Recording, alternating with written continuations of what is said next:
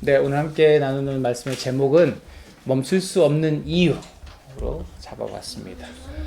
멈출 수 없는 이유. 네, 찬양이 생각났겠죠? 멈출 수 없네. 네.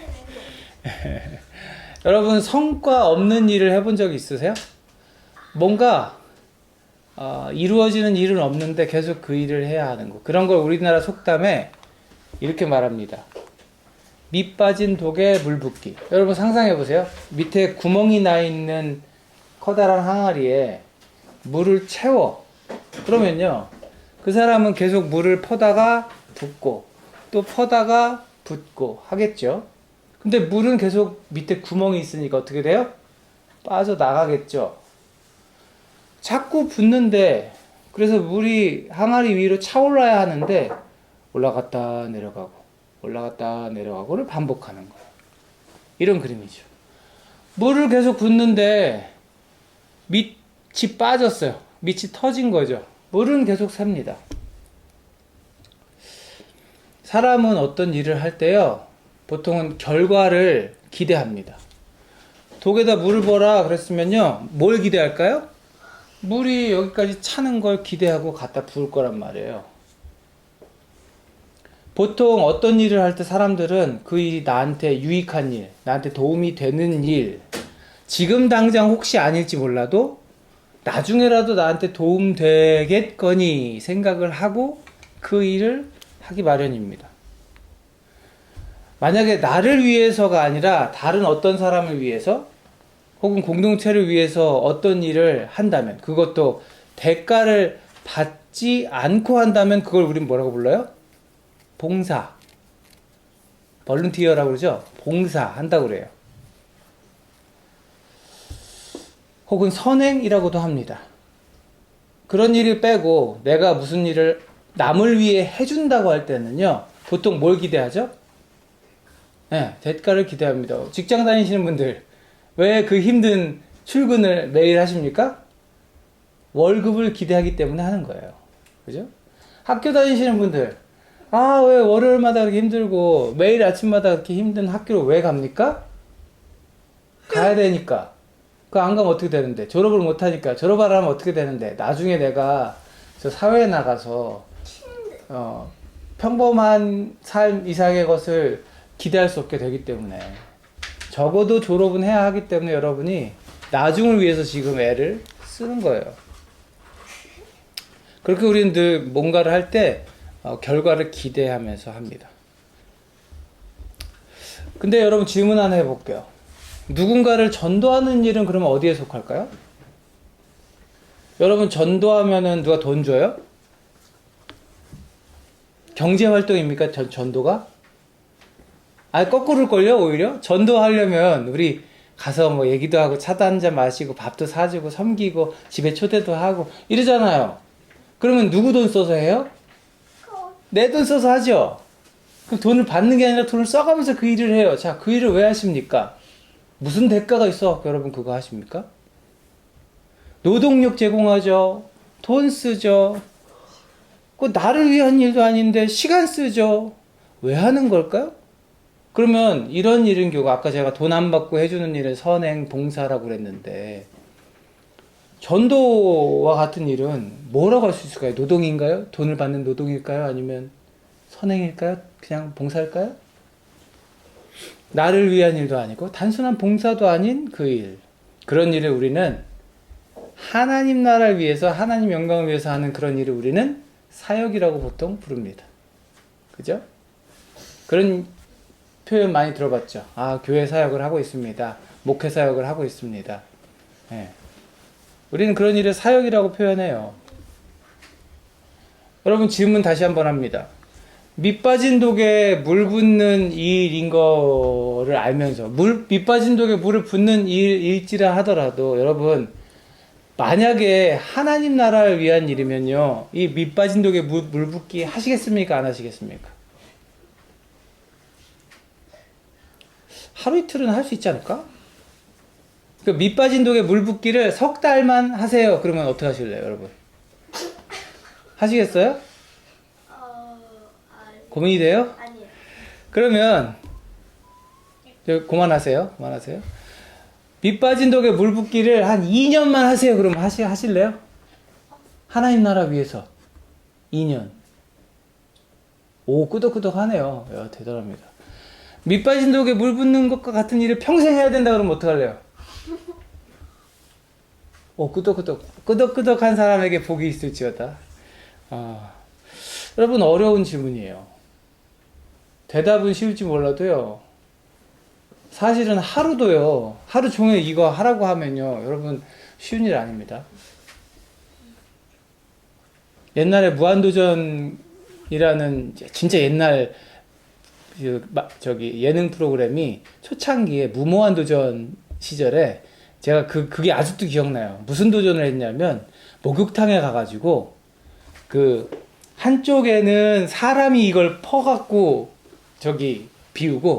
비우거나 채웠나 그러고 한쪽은 기계가 하는 거예요. 그래서 비우는 거였던 것 같으네. 기계랑 사람이랑 그걸 막 이렇게 대결을 하는 장면을 본 적이 있어요. 여러분 그거거든요. 빠지는 네가 이기나 붙는 내가 이기나 해보자. 그거를 여러분 하루? 3달? 2년? 아니면 평생? 제가 왜 이렇게 물어보는지 오늘 본문을 통해서 알 수 있어요. 여러분 바울이요 이제 2차 전도 여행까지를 마치고요 3차 전도 여행에 들어섰습니다.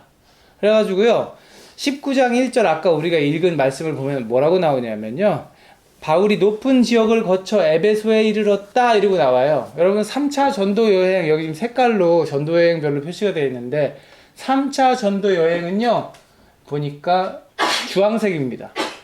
주황색 저쪽을 거쳐가지고 이 높은 지역을 지나서 에베소에 왔다고 기록이 돼 있어요. 오늘 살펴보고 있는 곳은 에베소고요. 제가 또 성지 순례할 때 에베소 가봤지 않겠습니까? 이 에베소에 바울이 간 거예요. 지난주에 우리 말씀 살펴볼 때 아폴로 이름 비슷한 아볼로라고 하는 사람이 나왔죠. 그 사람이 어디에 와서 브리스길라와 아굴라와 성도들에게 도움을 받고 아가야로 건너갔죠? 어디 왔다가? 지난주에 했는데 에베소에 와서 에베소 교회 성도들에게 도움을 받고 브리스길라와 아굴라에게 도움을 받아 아가야로 건너갔더라. 이게 지난주 말씀이었어요. 네. 그 아볼로가 고린도 쪽으로 건너간 다음에 바울이 아마 도착을 했던 것 같아요. 그곳에서 그리고 몇몇 제자들을 만났다. 이렇게 나옵니다. 제가 바울의 전도 여행을 쭉 우리 같이 살펴보고 있잖아요. 묵상하면서요. 1차, 2차, 3차, 4차. 그 뒤에 기록은 되어 있지 않지만 분명히 또 계속 전도를 했을 거고 감옥에 갇혀 있다가 순교했을 텐데 이 바울의 전도 여행을 보면서요. 이 사람 진짜 독한 사람이다 생각을 했어요. 멈추지 않는 사람. 도무지 멈추는 법이 없는 사람이다. 예수님을 모르던 때는 어때요? 자신이 믿고 있던 율법이 전부였고 그 율법을 파괴하는 걸로 보이는 예수쟁이들 잡으러 온 지역을 다니더니 이제는 예수님 만나갖고 그 예수님이 전부가 되고 나니까 어떻게 해요? 그 예수님을 전하겠다고 온 세계를 돌아다녔던 사람이에요. 신약 성경의 이 뒤에 많은 이 서신서들이 있잖아요. 이 서신서들을 보면요. 바울이 이 여행 다니면서요. 잘 먹고 잘 대접받고 늘 편안하게 그렇게 다녔던 사람이란 말이에요. 그죠? 여기서 끄떡거리면 안 되는 거죠.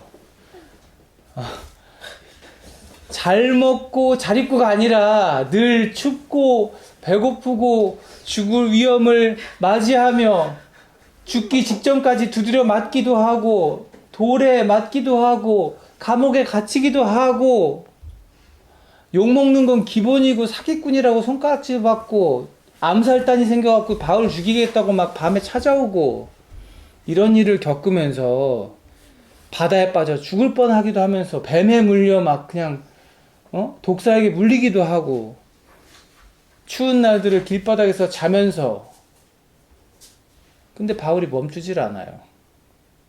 그 성경을 읽어보면요, 어떤 상황이 발생해도 바울은요, 멈추지 않고 계속 전진합니다.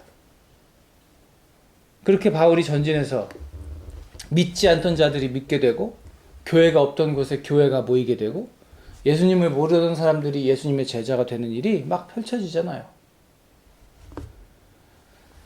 당장 성과가 드러나는 일들도 있었어요. 네, 오늘 본문에도 그렇잖아요. 12명이 세례를 받고, 온전히 이제 예수의 이름으로 세례를 받고, 바울을 따르게 되고, 또 에베소 지역에서 활동하면서 거기에 교회가 세워지고, 같이 강론하는 사람들이 나타나고. 근데요, 여러분, 바울이 거둔 열매가요, 지금 오늘날 우리가 보면요, 엄청나다는 걸 우리가 알 수 있지만, 당시에 직접 전도를 하던 바울의 입장에서 보면요, 그 열매가 많게 느껴졌을까요? 적게 느껴졌을까요? 전 너무나도 적게 느껴졌을 거라고 생각해요. 수년을 엄청나게 많은 곳에서 복음 전하고, 그렇게 돌아다녔는데, 눈에 보이는 거 그렇게 크지 않았을 거라는 거죠. 물론 그가 죽은 이후에 오늘날에 이르기까지 그로 인해서 복음이 전해진 것을 생각하면 위대한 업적을 이루었지만, 바울은 당장에 많은 열매를 거두지는 못했을 겁니다. 그럼에도 불구하고 여전히 절대 다수인 수많은 사람, 땅끝까지 전도하기를 멈추지 않았어요. 여러분, 제가 사실 요즘에 좀 지친 것 같아요. 제가 원주민 선교 시작하면서 가급적이면 하지 말아야지 하는 말이 힘들답니다. 힘들다. 우리 가족들한테는 뭐 제가 했을지 모르죠. 그러나 사람들 만나서 저 되게 힘드시겠어요, 고생하십니다, 이런 말을 들으면 전 정말 그렇게 생각했어요. 하나님이 맡기신 사역을 하는 모든 성도들이 각자의 다 자기의 자리에서 애를 쓰고 힘들게 사역하고 있는데 뭐 나만 힘든가. 그래서 저는 힘들어요, 너무 힘들어요, 이런 말을 최대한 하지 않으려고 했습니다. 예. 그 선교한다고 더 힘들다는 생각을 저는 해본 적은 없어요. 한 영혼이라도 구원할 수 있다면 우리 교회를 세우자. 그래서 교회를 개척할 때도 그랬어요. 하나님 나라 위한 일인데 당연히 뭐 쉬울 거란 생각한 적 없고, 나보다 훨씬 더 힘든 상황에 있는 분들 많이 계시는 거 제가 알고 있기 때문에 이거 뭐 힘들어, 내가 할 수 있으니까 열심히 하는 거지. 그런 마음을 했기 때문에 힘들단 말 안 하고 싶었고, 힘들단 내색 안 하고 싶었어요. 근데 요즘에 좀 그런 생각이 드는 거예요. 목사님들이 왜 안식년을 가지는지, 선교사님들이 왜 몇 년 되면 한 번씩 이렇게 안식년으로 쉬시는지를 좀 알 것 같다는 생각이 들었어요. 그러니까 내가 힘들다고 말 안 해도, 나는 괜찮아, 다 그런 거지 뭐 하고 괜찮다고 생각해도 실제로는 내 몸과 마음이 좀 지쳐 있을 수 있다는 것을 좀 느끼는 시절을 지내고 있습니다. 그래서 오늘 본문을 이렇게 제가 쭉 묵상하면서요, 많은 주제들을 찾을 수 있는데 그 중에서도 자꾸만 바울의 이 마음에 집중하게 되더라고요. 바울은 어땠을까? 바울이 이렇게 멈추지 않고 사역할 수 있었던 비결은 뭐였을까? 저는 성경 읽으면서 바울이 멈추지 않고 다니는 거 보면서 어떻게 이럴 수 있을까를 생각했던 적이 자주 있거든요. 바울이요, 에베소에 와가지고요, 그 제자 세운 얘기가 지나간 다음에 이런 말씀이 나옵니다. 회당에 들어가서, 바울은 늘 회당에 가죠. 회당이 어떤 곳이에요? 유대인들이 동네에 모여 있으면 코리안타운 형성하듯이 유대인들은 유대인 타운을 형성하면서 가장 중앙에 뭘 세워요? 회당을 세웁니다. 그리고 안식일에 모여서 뭘 해요? 하나님 말씀을 읽어요. 거기에 가는 거예요, 바울은. 왜? 이 하나님 말씀 가지고 강론할 수 있는 가장 좋은 곳이기 때문에. 거기 가서 수많은 사람들 앞에서요, 강론을 했는데 얼마 동안? 석 달 동안 하나님 말씀 설명해주고, 여러분 이게 예수 그리스도를 뜻하는 겁니다 하면서 예수 믿으세요 하고 권면하면서 석 달을 보냈대요. 석 달이면 90일 혹은 100일 잡으면 돼요. 여러분, 제가 아까 처음에 시작할 때 그런 질문 했잖아요. 밑 빠진 독에 물 붓기 석 달 해보실 수 있어요? 석 달. 아침부터 저녁까지. 바울이 이렇게 했는데요. 여기서요, 보세요. 몇몇 사람들이요. 어떤 사람들은 더러 믿었을 거고, 어떤 사람들은 그런가 보다 했을 거고, 또 어떤 사람들은 마음이 완고하게 돼서, 완고하게 됐다는 게 뭐예요? 딱딱해져서, 마음이 쭉 열려야 되는데, 점점 더 단단하게 막 마음을 닫아 걸고, 믿으려 하지 않고, 석 달을 설명하는데, 온 회중 앞에서 이 도는 뭐예요? 복음. 예수님에 대한 설명을 비난해요. 시끄러워, 쓸데없는 소리 하지 마, 사기꾼아, 거짓말 하지 마, 이러면서 대놓고 욕을 하는 거죠. 여러분, 이게요, 욕이요. 자, 상상을 해보세요. 제가 말씀 읽으면서 상상을 해봤어요. 욕이요. 어제 욕 먹었어. 아, 내가 그래도 해야지. 오늘 가서 또 욕 먹었어. 아, 괜찮아. 해야지. 한 열흘을 욕 먹었어요. 아, 힘들다. 회당으로 가는 발걸음이 열흘 되고, 20날 되고, 한 달 되고 했을 때, 회당으로 가는 발걸음이 우리라면 어떻게 될 것 같으세요? 오늘 가면 분명히 욕 먹을 거야. 가면 나한테 막 사기꾼이라고 그러고, 거짓말쟁이라고 그러고, 나쁜 놈이라고 그러고, 위선자라고 그러고, 막 그럴 건데, 그걸 알면서 거기 가야 돼. 그게 한 달이 넘었어요. 여러분, 아침에 학교 가는 발걸음이 어떨까요? 학교래. 회당 가는 발걸음이 어떨까요? 여러분이 학교 월요일날 피곤해 이러고 간 날 있죠? 그것을 훨씬 뛰어넘어서 저였으면 안 가고 싶었을 것 같아요. 가면 나 욕할 건데? 여러분, 사람들이 나 그렇게 안 했는데, 내 말은 그게 아닌데 나를 거짓말쟁이라고 그러고 하지도 않은 말을 했다고 하고 막 누명을 씌우고 그러면서 막 거짓말쟁이 사기꾼이라고 욕하면요, 그거 듣는 거요 치울 것 같으세요? 그거를 석 달 동안 했다는 거예요. 바울이었다면 얼마나 가기 싫었을까를 제가 묵상했어요. 근데 바울은 그걸 석 달을 했대요. 어떻게 할 수 있었을까? 제가 이 말씀 묵상하면서 그거 자꾸 도대체 바울은 어떻게 할 수 있었을까? 바울은요, 하나님께서 자기 안에 계시다는 것을 확신했기 때문에 그 일을 할 수 있었던 거예요. 오늘 말씀 8절 보세요. 바울은 회당에 들어가서 석 달 동안 하나님 나라 일을 강론하고 권면하면서 어떻게 했대요? 담대하게 말하였다. 여러분, 담대함이 뭐예요? 용감하게, 망설임 없이 담대하게 말했다는 거예요. 이런 담대함의 비결에 대해서 바울이 이렇게 얘기한 적이 있습니다. 에베소서 3장 12절 보면, 우리는 그리스도를 믿음으로써 그분 안에 확신을 가지고 담대하게 하나님께 나아갑니다. 내 안에 믿음이 있대요. 예수께서 내 안에 계시다는 걸 확신하기 때문에 난 담대할 수 있대요. 데살로니가전서 2장 보면 이렇게 말합니다. 여러분이 아는 바와 같이 우리가 전에 빌립보에서 고난과 모욕을 당하였으나 심한 반대 속에서도 하나님 안에서 담대하게 하나님의 복음을 여러분에게 전하였습니다. 나는 지금 하나님 안에 있기 때문에 무슨 환난과 핍박을 받아도 괜찮아. 왜? 내 안에 하나님 계시니까. 내가 하나님 안에 있으니까. 하나님 안에 있다는 그 확신, 그 믿음이 바울을 담대하게 했고, 이 담대함은 그가 말씀을 전할 수 있는 원동력이 되었다. 그리고 또 나는 사슬에 매여 있으나 이 복음을 전하는 사신입니다. 이런 형편에서 내가 마땅히 해야 할 말을 담대하게 말할 수 있게 기도하여 주십시오. 나 혼자 그 믿음 지킬 수 없으니까 성도 여러분, 내 담대함을 지킬 수 있도록 나를 위해 기도해 주세요 라고 부탁했어요. 사랑하는 여러분, 이런 기도 여러분도 하시길 바래요. 우리 공동체 안에서 이런 기도 제목 나눠질 수 있길 바래요. 저를 위해 좀 기도해 주세요. 저를 위해 좀 기도해 주세요. 우리 교회 성도들은 나를 위해 기도 잘 해주고 있나 모르겠네.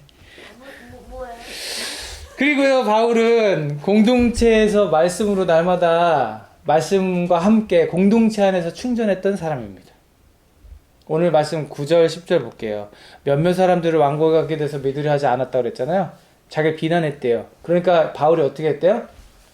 제자들을 따로 데리고 나가서요. 지금 에베소에서 세워진 제자들을 따로 데리고 나가서 날마다 두란노 학당에서 강론하였다. 제가 에베소에 그 성지순례 가가지고 두란노 서원이 있던, 학당이 있던 자리를 봤거든요. 거기서 얼마 걸어서 불과 뭐 1, 2분 사이에 있는 그 거리에요.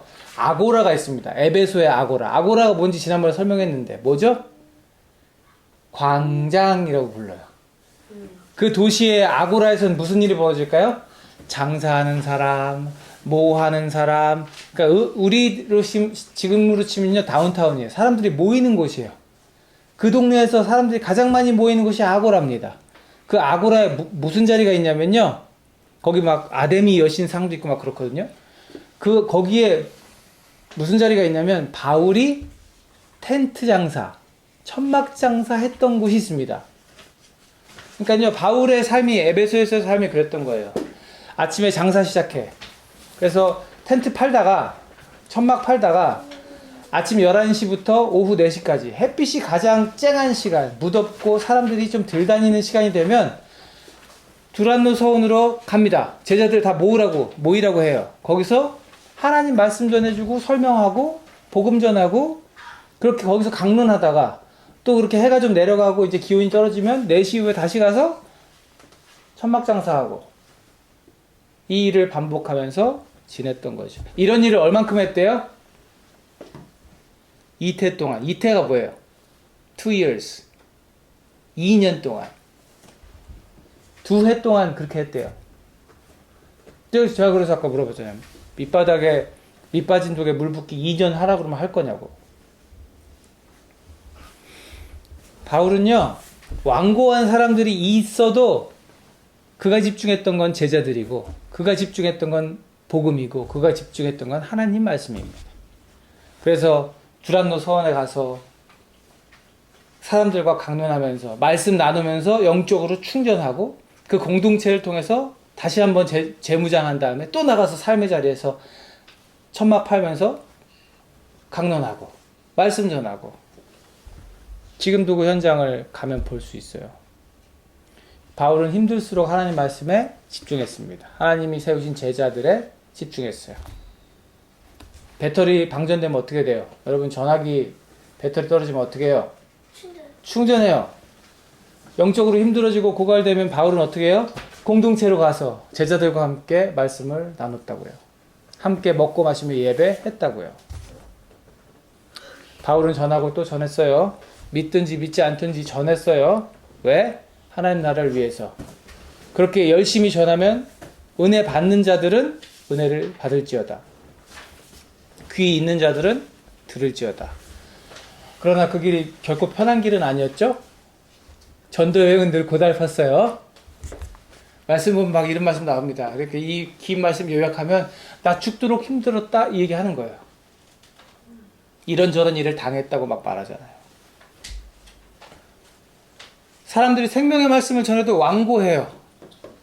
히브리서에서 이런 완고하게 하지 말아라라고 분명히 구약 성경에 기록되어 있는데도 아무리 전해도 그냥 마음을 탁 닫아 걸고 안 들어요. 그래서 바울이 멈췄죠. 그죠? 또 끄떡끄떡하면 안 돼요. 멈추지 않았어요. 지치지 않고 멈추지 않고 자신이 달려갈 길을 향해 달려갔단 말이에요. 그래서 결과가 어떻게 됐대요? 오늘 말씀 마지막. 이태 동안 해서 어떻게 됐대요? 아시아에 사는 사람들은 그 지역, 에베소를 넘어 그 일대에 사는 사람들은 유대 사람이나 그리스 사람이나 모두가 주님 말씀을 듣게 되었다. 적어도 들었다는 거다. 그 동네에 있는 사람들은 적어도 듣긴 다 했다는 거예요. 이게 얼마나 놀라운 일인지 아세요? 이런 거예요. 우리 은겸이가 2년 동안 우리 포코 다운타운에 가가지고 그 A&W 앞에 서가지고 영어로 성경을 막 전하는 거예요. 2년 동안 그걸 밤낮으로 해가지고 포코에 사는 모든 사람들이 야, 저 A&W 가면은 그 어떤 꼬마가 그거 뭐 하고 있다. 이걸 적어도 모두가 다 알았다는 거예요.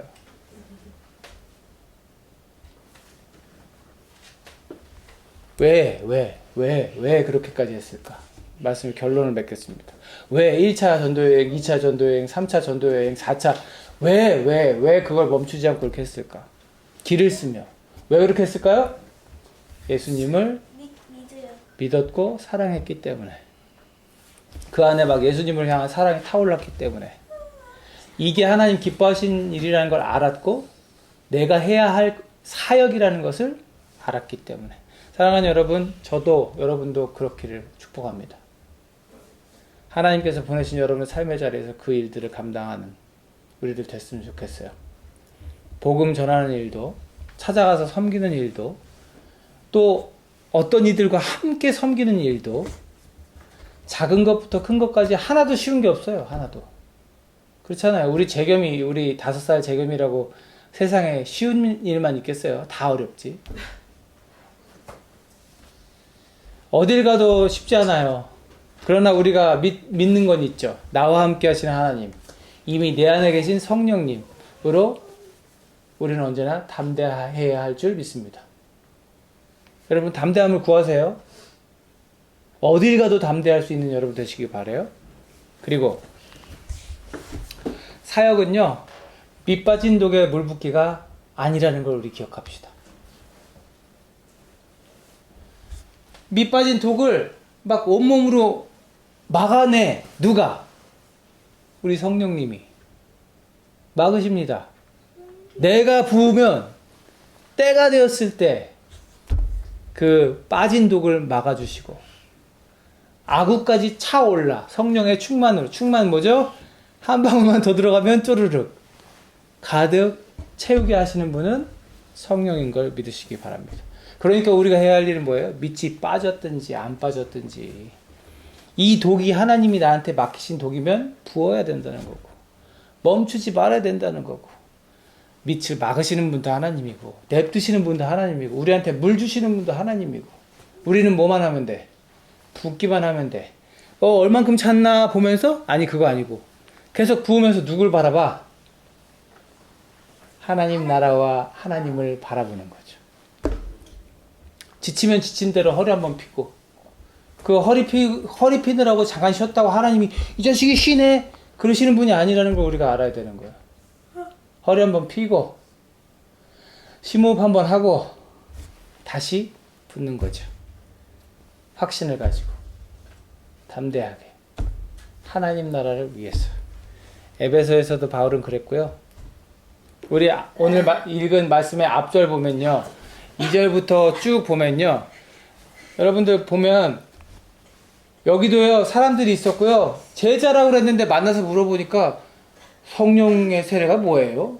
이걸 모르는 사람들 수두룩 빽빽이었고요. 바울이 물었습니다. 다시 물었습니다. 바울이 말하였습니다. 바울은 가는 데마다 이런 일을 했을 거란 말이죠. 내가 얘기했잖아 하고 지치고 책망하고 나무라는 게 아니라, 가는 데마다 나 저쪽 동네에서도 이거 했는데, 이게 아니라 날마다 쉬지 않고 했어요. 묻고 다시 묻고 복음 전하고 세례 주고, 몇 명이 될지라도, 그 큰 도시에 12명밖에 안 될지라도 또 했던 거예요. 밑 빠진 독이라고 보지 않고 맡겨진 독이라고 보고 하나님만 바라보면서 열심히 물을 부었습니다. 사랑하는 여러분, 여러분에게 전능하신 하나님, 언제나 넉넉하신 하나님, 우리를 고아처럼 버려두시지 않는 자녀 삼아주신 하나님께서 은혜와 도움을 풍성히 채워주시기를 주님의 이름으로 축원합니다. 축복합니다. 기도하겠습니다. 하나님 감사합니다. 멈출 수 없었던 바울 그 열정을 우리도 갖기 원합니다. 주시길 원합니다. 하나님 앞에 그런 열정 가진 자로 서서 맡겨진 독에 성령을 붓는, 성령이 부어지길 기도하는, 때론 지치고 때론 너무 고통스러워서 멈출지라도 다시금 주 안에 충전하고 새 힘을 얻어 우리에게 맡겨진 사명을 감당하는 우리들 되기를 바라오니 하나님 도와주시고 성령의 충만함으로 우리와 함께하여 주옵소서. 이제는 우리 구주 예수 그리스도의 은혜와 아버지 하나님의 무한하신 사랑하심과 성령님의 내주 감화 감동 교통하심이 멈추지 않겠다고, 주님만 바라보며 달리겠다고, 맡겨진 사역 최선을 다해 감당하겠다고 다짐하고 결단하는 저희들 위해, 다짐하며 기쁨으로 그 사역을 감당하기를 소망하는 우리들 위해 이제로부터 영원토록 함께하옵시기를 간절히 축원하옵나이다. 아멘.